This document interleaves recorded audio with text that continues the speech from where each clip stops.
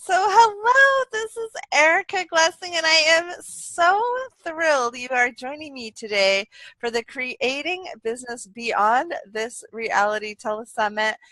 Oh my goodness, my next guest, she is just one of those inspirational, light, fun, successful beings that, I'm just sort of blessed to be born on the planet at the same time. So, welcome, Tina Devine.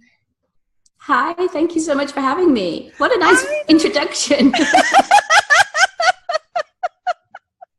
I feel all good. For some reason, what's showing me is this permission to move to to like an island. So I don't know. We were kind of chatting before the show started, everybody, for background on when you're running a business, what do you give yourself permission to do, and what do you just never give yourself permission to do? And so let's just jump in with some of those huge life changes that you have actually done already. Yeah. I'm the kind of person. I've been running businesses for the last 20 years in one way, shape or form. And, it was always a case of the harder I worked, the harder I worked, the harder I worked. And I just thought I had to keep doing more and more and more. And of course you get to a point where you can't physically do any more. And it was almost that kind of breakthrough that was happening, where it was, how else can I do this differently? I'm a smart lady. I know how to create and make things change. And one of the key things was this giving yourself permission. We spend a lot of time in our lives, our businesses, where we just think, I should do this, I have to do this, I need to do this, rather than what would be fun. What would be light? What would be exciting? Right? You know what I mean? We were just chatting about that this morning because I'm having this wild expansion into kids' books, and it's very philanthropic in nature. And there's nothing have to or should do. And really, pretty much everyone says, like, you can't make money in kids' books, only one person out of 17 trillion can make money in kids books. But it's like my vision for it is so big, and it's about more than any one thing that lights me up so much that now I'm coming into a summit interview and I'm all expanded, because I spent this morning working on my vision. There's you're already stepping into it. You're already feeling it. You're already experiencing what's happening and all the emotions, and that creates the energy. And then you just follow the pull of that energy. It's, one of the key things for me is finding a business that really is your passion, something that you just love to do. And it doesn't matter what that is. You can make money out of anything. As long as you're following. Talk about that. I really do, because one of my clients, she really likes rocks. She loves pendants and stones and interesting, like, I'm just sitting there looking at, she didn't make this for me, but my daughter gave this to me. It's a little firefly. Little angel. Oh, it's a fly. Beautiful. She gave it because it was blue. She got it at an art and wine festival for me. So someone who's got sort of a typical corporate career, and now they just love, I'm just going to say rocks because I think it sounds so funny, but but she likes, like, really pretty precious stones. Yeah. How can you do that? How can that work? That just isn't logical. She just becomes a rock star. Simple. There's so many ways. I know there is so many ways. It's like if she has a passion about something, it's the energy behind that. It's the intention behind that. People will just resonate, whether she's selling them online or having parties or, making jewelry. I don't know. There's so many different ways. Right. It's not the how. It's not our job to look at how it happens. It's to look at, what do you want? It's following that permission slip of, it's okay to want what you want. And then it's even better to have what you want. So this is the start of the process, Yeah. I love it. You're still laughing at the rock star. No, actually, there's something about that I'll share with you privately. But okay. That's very synchronistic and beautiful. But no, I was thinking like one of the things that I love, Tina, is just like waking people up and like turning people, just ramping people up, like just like, Yeah. like give me a room of kindergartners. Oh my I gosh. love that. It's just like, let me turn you on. I mean, that could be construed in another way, but if it works. Okay, so we're having way too much fun. We cannot possibly Too much fun, you talking about see. business. This could not possibly make any money. This could not possibly be anything for our businesses. Yeah. What do you think when if I'm like, say I'm in a business and I notice like something's not doing very well, what are some Mm-hmm. things that I can change, or how can I approach it when I run into blocks? Or one of the things I've had trouble with is um admin having expanding my business into having different. I have like one really beautiful virtual assistant that I adore, but it's like even that took so much energy for me to learn how to do that. What can I do to just expand to having more help in my business? That's such a good question, and it's something that a lot of my clients are going through. They're sort of at that 6-figure stage. They want to get to the 7-figure stage, Yeah, exactly. and yeah, and there's a couple of things. One is actually just slowing down and giving yourself space. Space to really think about what's happening, what you want. Because sometimes when we're working too fast, the momentum's too fast. You cannot see or get inspired ideas. You're moving too quickly. But the other key is to look at why the blocks are there, because they're usually to do with you trying to control everything, trying to be perfect. Oh no, you know me so well. Yeah. Well, it's because I'm like that too. But it's that whole thing that perfectionism is procrastination. It stops you. It blocks you. Tina, that totally resonates for me. I just recently had my website overhauled, and it's one of the websites I showed my guy was yours. Don't you love Really? that? Because he needs That's some like wonderful. inspiration, and yeah, it's turning out really beautiful, and it's so imperfect, and Mm-hmm. it's really driving me crazy because it isn't doing everything I need it. Like it's not.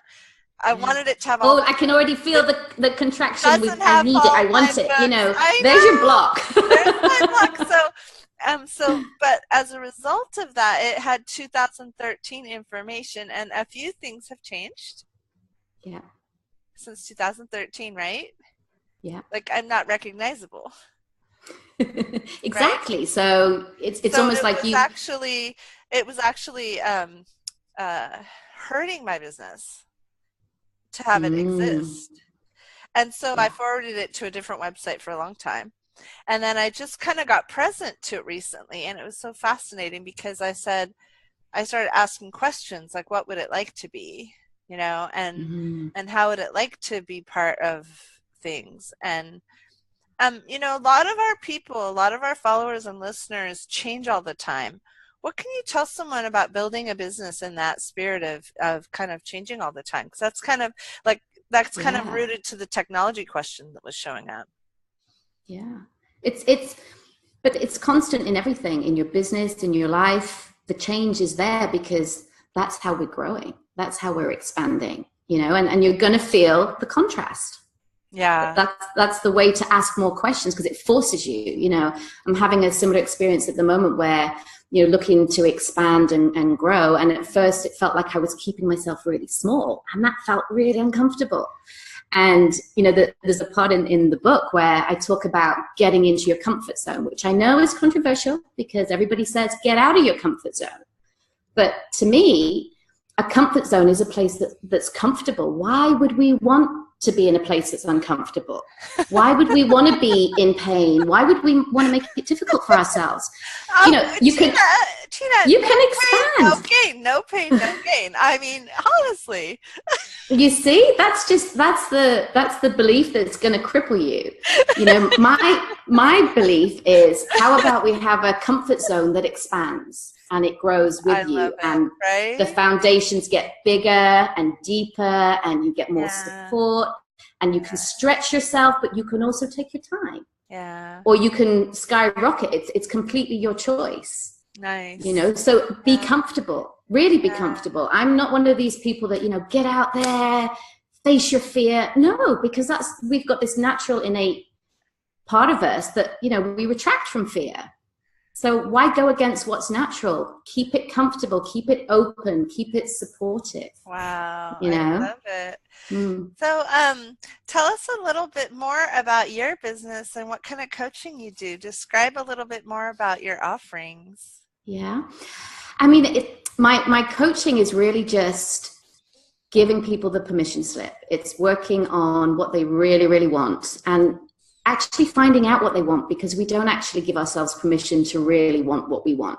So that's like the biggest part of the journey, is to really let yourself explore your imagination of, what do I really, really want, if there is no boundaries, if there's no I limitations. love it. I love Mm, it. That is, I swear to gosh, I have more fun interviewing you. I don't know what that is. It's like, but we were just talking about that earlier too, before we got on our yeah, call, about what happened for me yeah, when I started saying no boundaries. I yeah, started creating this philanthropic initiative that came out of like blue sky. And yeah. then I was so lit up by it, and it was beyond anything I thought I would do in this lifetime. But that's key as well, isn't it? It's that whole, you don't know what you don't know. So by asking the questions, you can get to the other side of your imagination. You can get to the place that you don't even know exists yet. It's Right. that possibility that you don't even know is there, but Yeah. you're open to allowing it in, rather than, Yeah. this is my limit, this is the ceiling, I'm not going any further. You Or know, like so it's really exciting to ask the questions. I had a friend who wanted to take goods to the Philippines. She traveled there twice a year to see family. And Mm-hmm. she's like, when I'm like wealthy, I'll do this. And I was like, you know what? I'm thinking that if you just told people you were going, because she liked to bring like little toothpaste little kits, Yeah, little like she knew exactly what she liked to bring. She liked to bring shoes and little self cleaning, just little kits for combing your hair and brushing yeah, your teeth and just things like that. And she knew her communities really, really well. She knew what they needed, and she was flying. So all she had to do was get bags of stuff and then pay the mm-hmm. shipping as she took them over herself. And she goes, well, when I get rich, I'm going to do that. And I was like, or what else? And she started really just, because isn't it obvious to you and me, like she could just do it? Like just tell people you're going over there. And you know that, and then Like somebody, it's before you out. know it, somebody's given you Yeah. the money, or somebody's given you the Or flight, they're or getting yeah, the kits. Or they're, yeah, oh no, yeah. she was already paying for the flights because she was seeing family. It was in her budget. Mm-hmm. It was already in her budget to go there.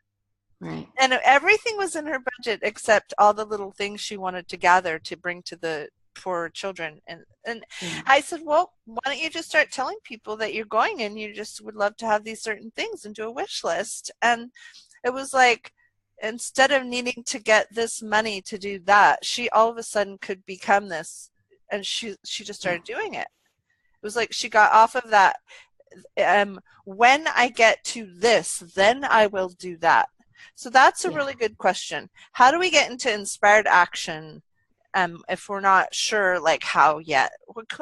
How can we wake up each day and like be in inspired action if we're Yeah. waiting to know?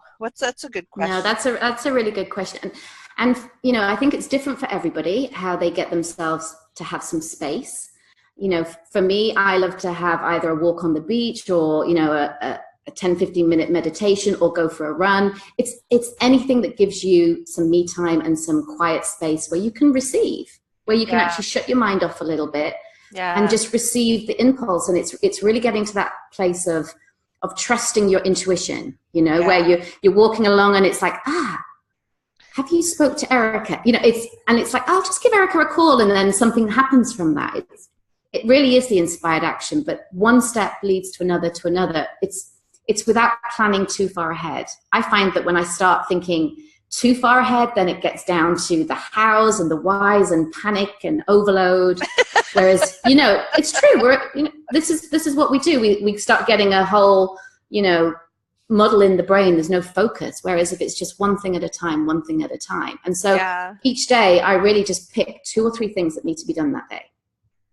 And, for those that know me, that, I'm a great follower of the law of attraction, the rest of the list goes on the list to do by the universe. It's like, this is what I'm doing, and the rest is getting done by the universe. And I just trust, I trust that it's gonna figure itself out. And, sometimes, like, I've had a couple of days of contrast the last couple of days, things getting blocked, credit card got stolen, something else got stolen.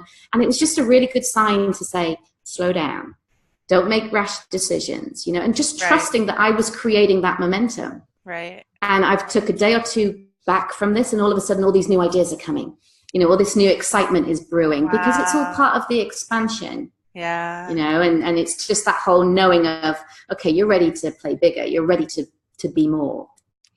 Yeah, I had a phenomenal weekend, and it was really funny. Saturday was so big. And then I had a day. I had a day where I just like read a novel. Mm-hmm. That was my entire day, and fed my kids. I got Chinese food. That was like the entire day. It was a weekend day, but it was funny because I think sometimes entrepreneurs don't give themselves like a day. Like they think if they're not, they have to constantly be working or constantly be doing, and that regeneration time in that space, that's really generative. I loved how you brought that up. Thank you. Yeah. Definitely. Yeah. Time out is probably the most productive time of your business. Stepping away, going for a massage, going and having a glass of champagne with your girls, whatever you need to do, and then coming back to it because that's where the creation is happening. Well, I love it, Tina. Thank you so much for coming on the summit. And how much more fun can we have?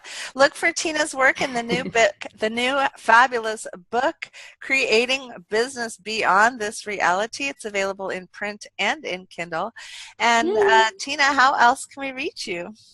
Okay, so you can reach me on my website, which is www.tina-devine.com. And Devine is spelled Devine. Not quite heavily just yet, but awesome. Getting there. Thank you. Thank you so much for having me. Sure.